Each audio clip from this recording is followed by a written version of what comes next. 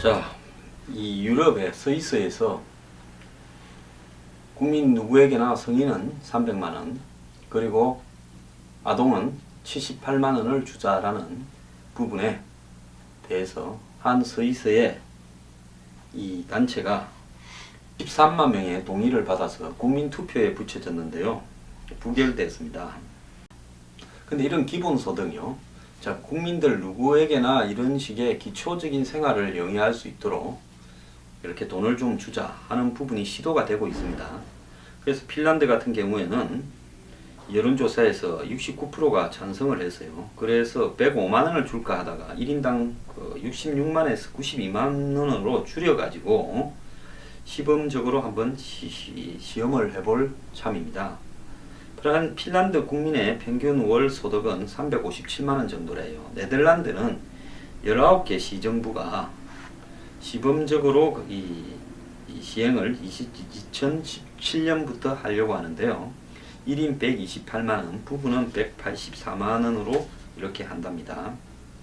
그래서 네덜란드는 이렇게 줘보고 이런 기본소득 직업으로 실제로 일을 하려고 하는 의욕이 꺾이는지를 검증하려고 한다는 겁니다. 자, 캐나다에서도 이 기본소득을 갖다가 지급하는 문제를 온타리오주가 지금 고민을 하고 있는데요. 자, 기존의 생계지원금보다 많은 금액을 저소득층에 지원할 거다라고 하고 있는데, 이 빈곤층으로 분류되는 어린이 비율이 2012년에 20%가량이 되어서 빈부격차가 많다 보니까 이런 부분을 갖다가 한번 해보려고 그런다라는 겁니다. 자, 한국에서도 뭐 성남시 또 서울시 이런 데서 이걸 주장하고 있는데요.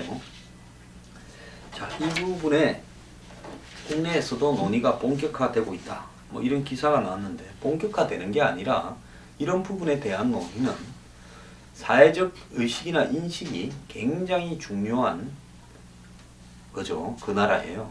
그 특성에 따라서 해야 되는 거라고 보고 있습니다. 스위스 같은 경우에 이렇게 부결시킨 부분은요, 이 켈빈주의, 즉 이 마틴 루터의 종교개혁 이후에 켈빈은, 종교개혁가 켈빈은 한마디로 이 돈을 갖다 열심히 성실하고 근면하게 노력을 해서 돈을 버는 부분을 사악한 걸로 간주하는 중세의 가톨릭에 대한 어떤 이 반대를 표방하는 이 사상을 열었습니다.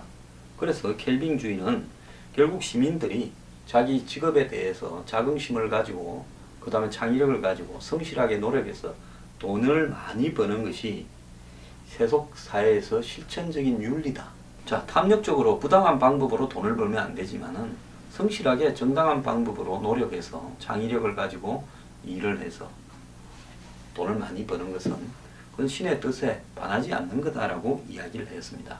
이 켈빈주의가 극단적으로 표방이 되었습니다만은 루터의 개혁이, 마틴 루터의 개혁이 그 이후에 독일, 그 다음에 네덜란드, 그리고 이 덴마크, 노르웨이, 스웨덴 등에 다 그게 퍼졌죠. 북유럽에.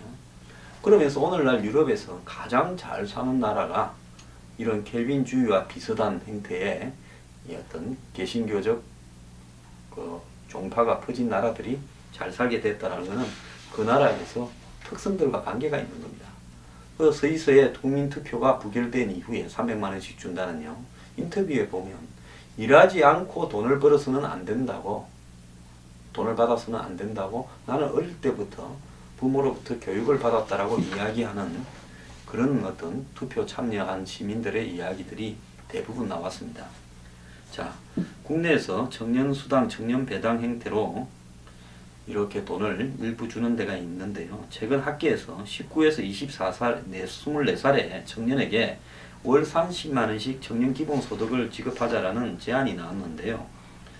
자, 이 문제는 현재 청년들은 과거 청년 세대와 비교할 수 없을 정도로 불안정한 노동시장 탓에 취업난과 저임금, 사회적 배제 등의 위험에 놓여 있다라고 진단을 하고, 정부의 고용 대책만으로 청년 시대의 소득 불안정을 해결하기 어렵기 때문에 저임금 일자리에 머무르거나 노동시장을 완전히 떠나게 될 이런 사람들에 대해서 소득 보장 정책이 필요하다는 겁니다.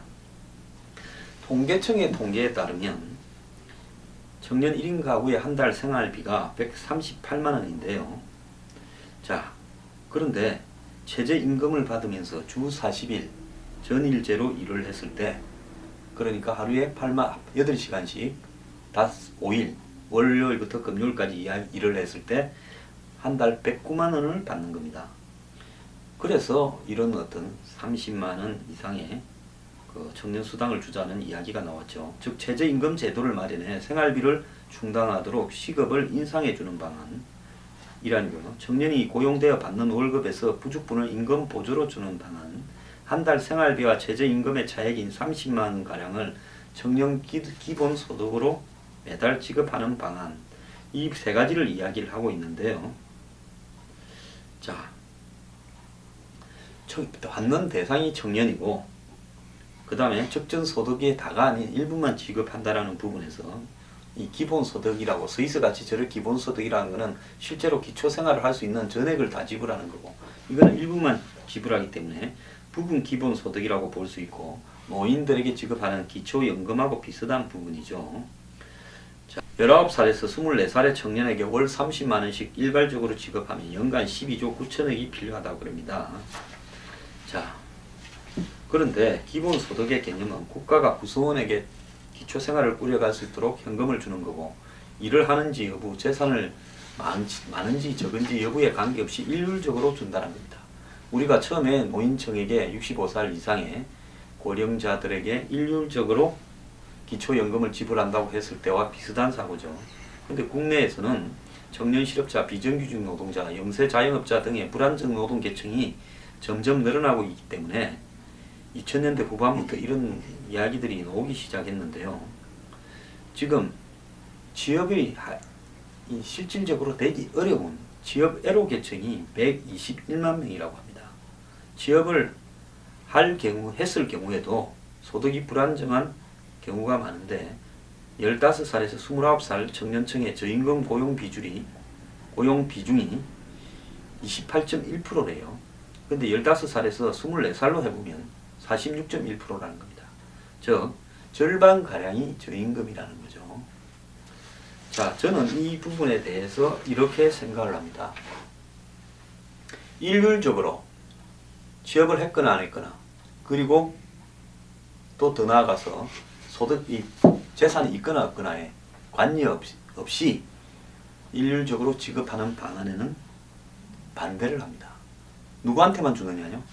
최저임금에 미달되는 사람들한테, 그러니까 최저생활비에 미달되는 사람, 138만원 이하를 버는 사람들한테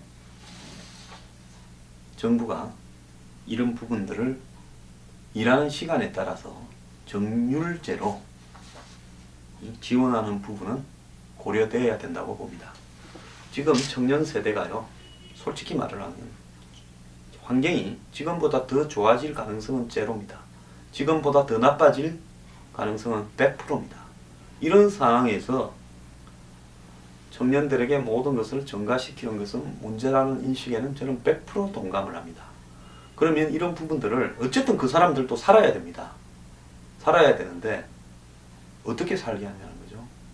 그래서 근로장려세제처럼 일을 하는 청년층이 일을 함에도 불구하고 일자리의 성격이 열악해서 돈을 갖다가 제대로 생활 가능한 돈도 못 버는 사람에게는, 그 샌더스가 말한 것처럼요, 일주일 내내 일을 하는데도 불구하고 최소한의 기초생활도 안 된다면 그건 정부가 지원을 해야 되는 게 맞다고 봅니다. 그러니까 청년층에 있는 연령의 사람들 중에서 138만원도 벌지 못하는 사람들에게는 그 사람이 40시간 일을 한다라는 전제하에 일주일에 138만원에 미달되는 부분만큼만 부분적으로 정부가 보조하는 것이 맞고요. 그러면 이러다 보면 의도적으로 업자들이 월급을 적게 줄 수 있습니다. 아르바이트나 각종 일당을요.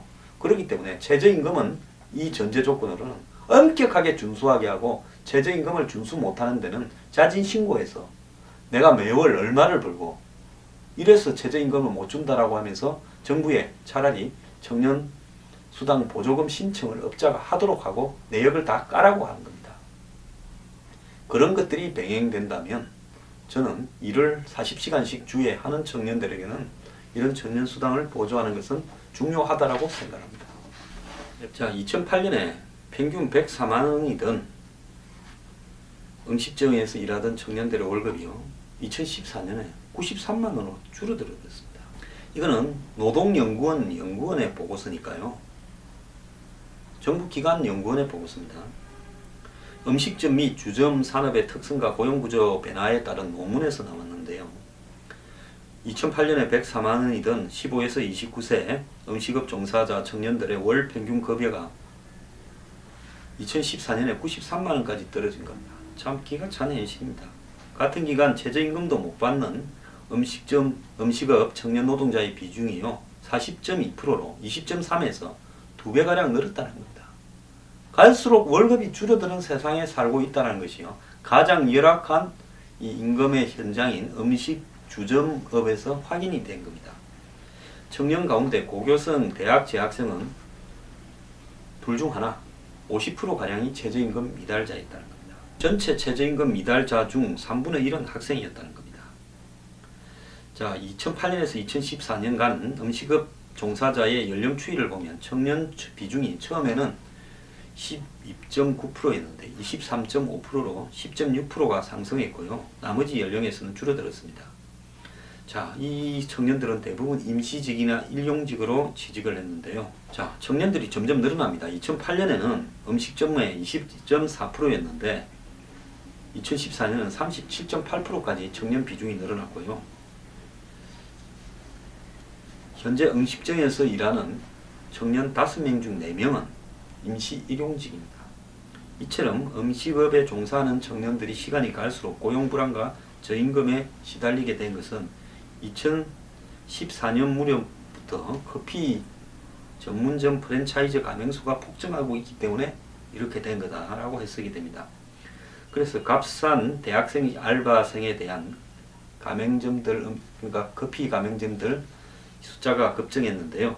그러니까 음식점업이 비중이 커질수록 임시 일용 질 나쁜 일자리가 많이 생기는데, 식당에서는 40, 50대, 그 다음에 커피 전문점 이런 데서는 청년층에게 주로 다 돌아가는데, 이 업종의 성격상 이런 지금 현상이 개선될 얘기는 없다는 겁니다. 그래서 이 음식업 종사자들이 저임금뿐만 아니라 고용불안, 장시간 근로도 이렇게 시달린다는데요. 40시간 근무에 초과 근로시간 12시간으로 제한된 다른 산업과는 달리 초과 근로시간 12시간 이상의 고용이 이 업종에서는 가능합니다. 실제 이 2014년 음식점 노동자들 122만 6천 명 중에서 29.6%인 36만 2천 명이 일주일에 52시간을 더 초과해서 근무한다는 겁니다. 자, 이렇게 이 93만 원을 받는, 갈수록 월급이 적어지는 이런 음식업에 종사하는 청년들 같은 경우에는 저는 청년수당이 필요하다고 보고 있습니다. 또 편의점에서 한 아르바이트, 야간 아르바이트를 하는 청년의 이야기를 한 언론이 소개했는데요. 오후 11시부터 다음날 오전 8시까지 해야 된답니다. 대학생인데요. 이 알바를 3개월을 하고 있습니다. 이러고 낮에는 또 학교 가서 공부를 해야 됩니다. 그러니까 온종일 멍한 채로 그냥 온몸에 위장도 아프고 온몸에 병이 들어가고 있습니다. 건강을 팔아 이런 먹고 살 비용을 버는 거다는 거죠. 월세나 살고 있는 쪽방의 월세나 식대를 벌기 위해서는 어쩔 수 없다는 겁니다. 이것이야말로 생계형 알바라는 거죠. 자, 이렇게 청년들이 내몰리면 결국 제2구의역 사고가 곳곳에서 날 수밖에 없는데요. 자, 아까 말한 대로 음식점업에서 이 월급이 점점 줄어든다는 이야기도 했고요. 문제는 이 월급도 월급이지만은 건강하고 목숨에 대한 문제가 심각할 수도 있다는 겁니다. 자, 오후 10시부터 오전 6시 사이 야간 근무대에 50% 수당이 더 지급되는 만큼 한푼이 아쉬운 청년 다수가 올빼미족을 자처하면서 야간 밤샘 근무에 이렇게 시달린다는 건데요. 자, 이 밤을 새운다는 것은 심장병, 뇌졸중 등 질병을 유발하고 돌연사를 일으킬 수 있는 위험한 일이라는 겁니다. 계속하게 되면요. 이 야간 노동을 하는 청년들 55.9%가 우울증, 불면증 등 건강 문제를 호소하고 있다는 겁니다. 젊어서 고생은 사사한다라고 이야기하지만 이거 사사하는 게 아니라 젊어서 고생하다가 일찍 죽을 수 있습니다. 자, 지금 대한민국의 공기는 나빠지고 일은 더 늘어나고 가정은 잠자는 숙소로 되어가고 있다. 이런 부분을 OECD가 발표한 삶의 질의 현상에서 나타난 한국의 현주소라고 합니다. OECD는요 2016년 더 나은 삶의 지수를 발표했는데 한국은 38개 중에서 28위로 이 끝에 있는데, 이런 더 나은 삶 지수는 주거, 소득, 공동체 환경, 사회 만족, 안전 등 11개 부분을 평가해서 하는데 한국은 매년 하락하고 있습니다. 환경 부분에서는 이스라엘 빼고 우리가 37등입니다. 38개 중에서요. 이스라엘은 모래 사막 위에 있으니까 환경이 좋지 않겠죠. 대기오염 부분은 꼴찌입니다. 초미세먼지 평균 농도가 29.1 마이크로그램입니다. 입방메타당요. OECD 평균은 14.05라고 합니다. 평균의 2배 이상입니다. 세계보건기구 지침은 10 마이크로그램입니다. 그거의 3배라는 겁니다. 장시간 근로 비중은 23.3%로 멕시코, 터키에 이어 36위였다는 겁니다. 우리 뒤에는 멕시코하고 터키밖에 없다는 겁니다. 자, 인생 만족도를 묻는 데는 평균 5.8이라서 OECD 평균 6.5보다 낮았다는 겁니다. 자, 피로에 지친 한국인들은 가정에서 대화가 줄고 있답니다. 한국 아동들과 부모가 함께 보내는 시간은 하루 평균 48분으로 OECD 회원국 중에서 가장 적다고 합니다. 공기는 나쁘고 일은 많고 가정은 잠자는 데라는 것이 지금 이러니 헬조선 이야기가 나오는 거 아니겠습니까? 지금 한국이 준 디플레이션 상태라는 한 연구원의 보고도 나왔습니다. 2%대 성장이 고착화되고 있고요. 물가 상승률은 0%로 떨어져 버렸습니다. 이런 상황이 지금 되어가고 있는데 제가 이런 현실적인 문제를 이야기하면 좌파라고 하고 있습니다. 제같이 지극히 상식적으로 말을 하는 사람이 좌파다. 어떤 사람 어제 이렇게 말을 했더만요. 황 소장, 정치는 마음에 드는데 경제 문제는 조금 마음에 안 든다. 제가 당부드립니다. 제 정치만 마음에 들어서 골라보시는 분, 경제는 싫다는 분은 제 방송 보지 마십시오. 제가 왜 이런 말씀을 드리는가 하면요. 정치는 경제와 맞물린 문제입니다. 따로따로 놓을 수 없는 문제입니다. 제가 여러분들요, 이 속을 시원하게 하기 위해서 내질러주는 카타르시스 해소용이 아닙니다. 저는 한국 사회의 경제, 사회, 정치 문제를 전부 한 덩어리로 놓고 깊숙하게 고민해 보라는 국민적 계몽에서 이 방송을 하고 있습니다. 듣고 싶은 것만 들으시려면 그 100% 비에 맞춰주는 방송들 많을 겁니다. 그런 방송만 보시기 바랍니다. 자, 박원순 시장의 혜택받은 3,000명의 6개월간이라는 이런 시한부적인 50만원씩의 청년수당을 지급하는 문제에 대해서 저는 반대합니다. 그런 식으로요, 일회성 땜질, 선전용, 과시용 효과 없습니다. 자, 죽으라고 노동하는데도 먹고 자고 옷 사입고도 안 되는 의식주의 기본적인 부분을 해결하지도 못하는 노동하는 청년들에게는요, 제가 볼 때 이 노동과 결부시켜서 최저임금, 최소생활비 미달 부분에 대해서는 정부가 청년수당을 지급하는 부분을 고려를 할 필요가 있다고 보고 있습니다. 모든 청년에게 재산과 그 다음에 일하는 여부와 관계없이 다 주자는 부분에는 절대로 반대합니다. 노동을 하려고 하는 청년에게는 정부가 최소한의 책임을 져야 된다 라는 부분에 대해서는 공감합니다.